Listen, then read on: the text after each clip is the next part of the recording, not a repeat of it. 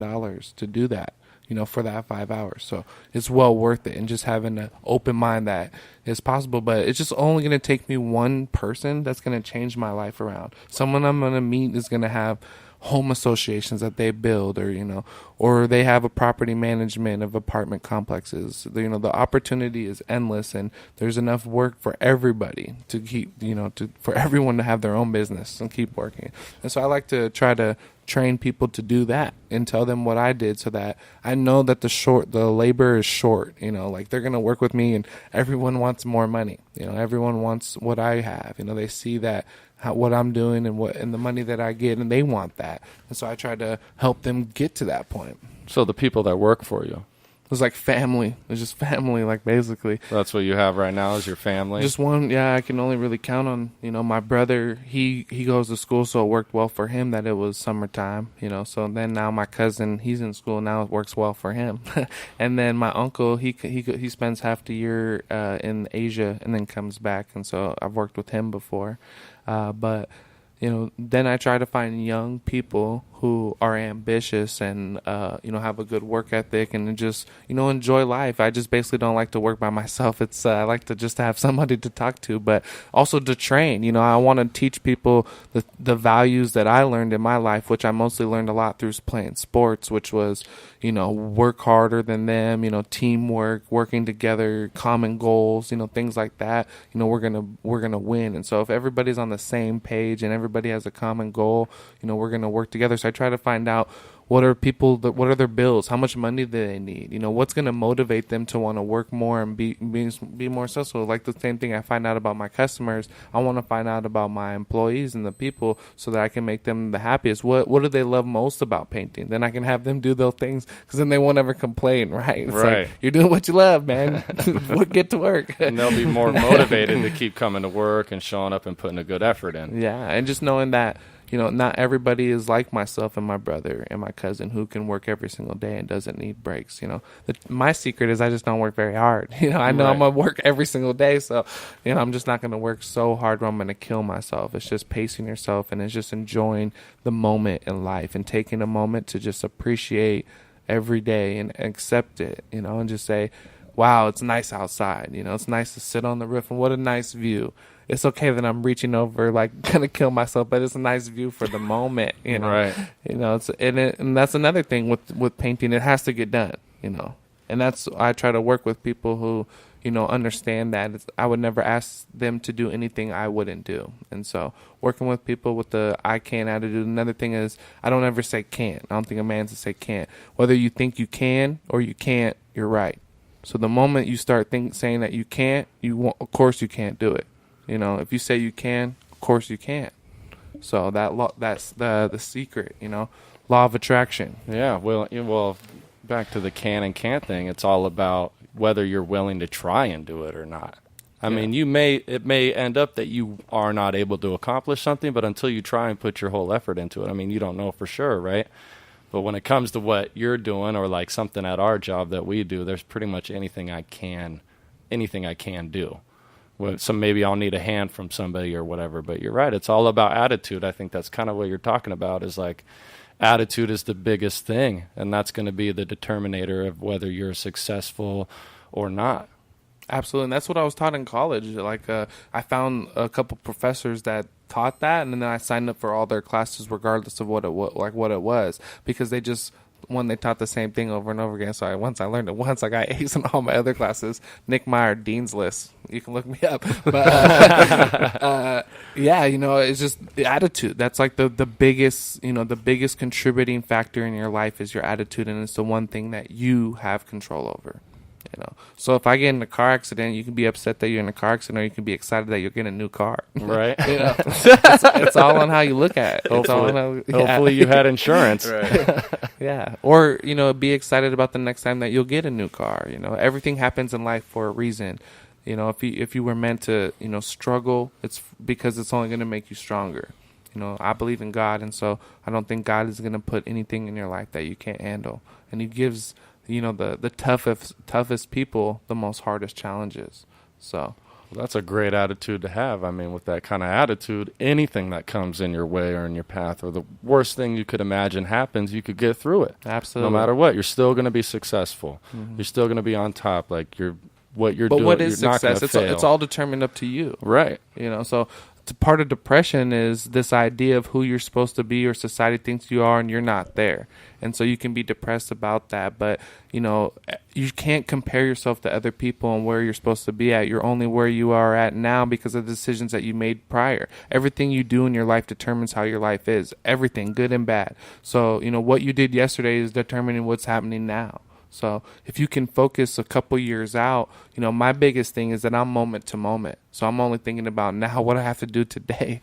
I'm not thinking about tomorrow, which is bad. My cousin, he's younger than me, but he's on a whole new level. Like he knows what he has every minute planned out. He knows what this week's going to be like, next week's going to be like, the following, and he's having room for growth. So it's planning is huge when it comes to success, especially in business ownership. Right. When you said, on your list of things you wanted to accomplish for the year, you said you had reading books on there. What kind of books do you read? Absolutely. So, I like to read John Maxwell. I get all the stuff from my cousin. My cousin, I saw him. He went schizophrenic, like he went crazy, and so it was a real thing. But he was very charismatic. He spoke different languages. He was a good student, athlete. Handsome, all the things, but then he went crazy. And then he was taking all this medicine that really just kind of killed his, inspiration, all this stuff. And he stopped taking it and got better. And he moved to Miami, and he just started reading books. He started to change himself. Your life won't change unless you change. And so a lot of the stuff that I read is all about self-improvement. And so I like that the most, like John Maxwell, Secrets of Closing the Deal, Zig Ziglar. I read these books just over and over again because I have a bad memory, so that I get refreshed with inspiration. And so part of, being a business owner is staying motivated. And so that's a thing that it's like taking a shower. You have to continue to take showers to get clean. You can't just take one shower and be good. You have to just, continue to motivate yourself. And so John Maxwell, 20 laws to leadership, to teamwork. I try to work on how to be a better, business owner, mentor.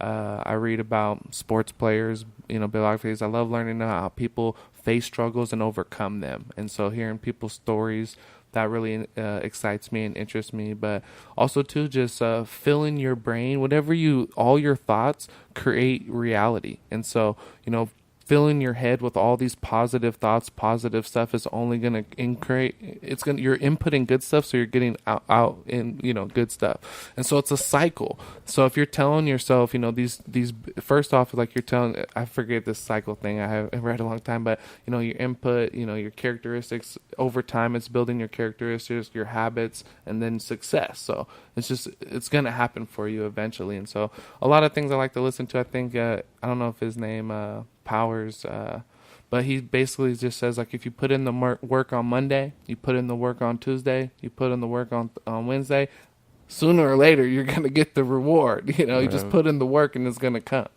Yeah, you sound, because all the stuff you're saying about motivation and hard work and, just getting yourself out there. I listen to self-help podcasts, and it's like I'm listening to one of those podcasts right now. The way you're talking, like you have everything planned out. Like, these are my goals. This is what I'm trying to teach other people to make me look good also, and like the way you talk to your customers, or, you're not trying to upsell them, but you'll do this, hey, I'll pressure wash your driveway for free a year later, just to get your name out there. Yeah, that's a secret from Zig Ziglar. He the most successful car salesman ever in the world. He sold over 300 cars. Like, he sold a car a day. And how he did that is by writing thank you letters to every person that he wrote. But he wouldn't do it just for birthdays and for holidays and stuff like that. It was like every month he would send these people a thank you card every month religiously. And so these people became like family. So every time their kid needed a car, they went to him. Every time their granddaughter needed a kid, they went to him. Every time a friend needed a car, they went to him.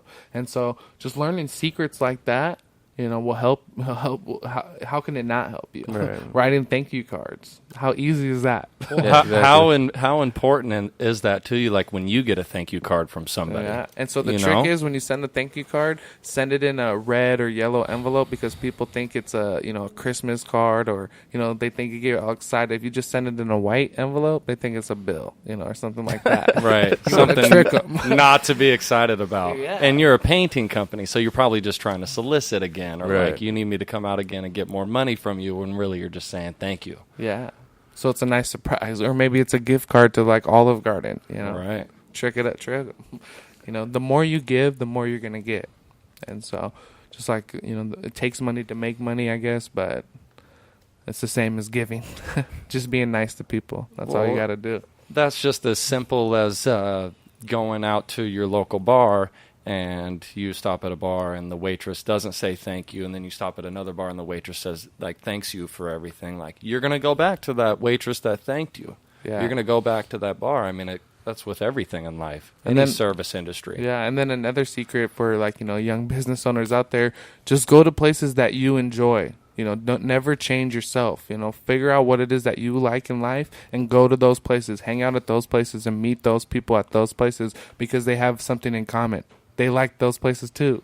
So you find like people, and then you're able to just, share your information freely, more genuinely rather than going out and searching. You're just, the books that I read just says go to your favorite, bar or restaurant or whatever and just hang out and meet those people there because you have something in common. It's easy and you enjoy that place. It's not like you're going out of your way, trying to do anything more different. You're just living your life normally and naturally growing your business. So what's like an example for you as far as like a place that you go that you enjoy or people that you enjoy to be around? Like what's something that comes to mind? Well, I mean, this is all advice that I give. Do I do it all? No, not so much, right? That's being honest. Yeah, but I mean, the places that I honestly, when I work so much now, like it's so busy, I have everything going that I don't get too much time, and so the time that I do spend, I spend it with my friends and family and loved ones. But I focus so much on social media, like that's the biggest market that you can advance into. That's going to spread your business, just as much, and so I spread it personally on my own because I can contact more people, but having a professional business website's free. You can create a Facebook page that are free, Right. And stuff like that. And you can do contests, whatever your industry that you do, you can, if you share my work, I'll do 2 hours of free work for you, or some like trade your services, do free services so that you can get more work.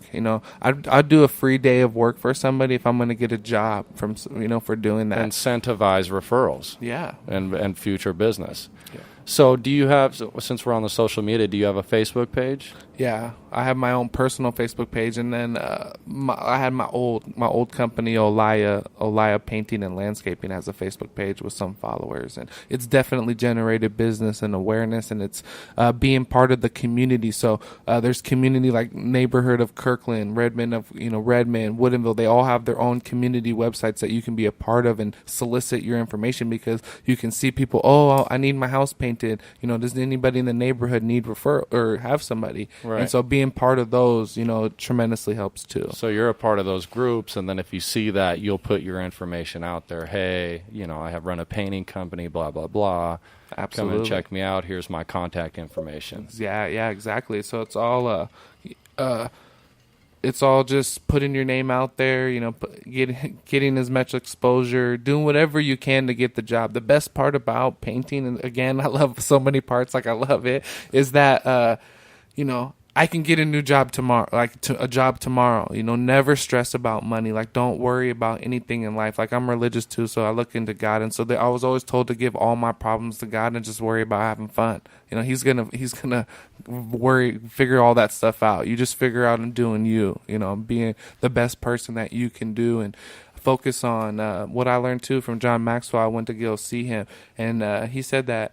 Kind of the same thing, like writing down your goals, but over time it takes a really long time to be great at something, and you can typically only be great at one thing. Like Michael Jordan was great at basketball, but when he tried baseball, It wasn't so good. Right. So focus on your strengths. Whatever you're good at, focus on that. Don't focus on your weaknesses. There's no point. Because if you're bad at something, say reading, you're 2 out of 10. But math, you're 8 out of 10 or 7 out of 10. Really, you're good at math, but you're terrible at reading. So you can focus on, reading all you want for 2 years, 5 years. They say that you really only go up 2. So instead of 2 out of 10, now you're 4 out of 10. Right. Well, you still suck at, Right. reading.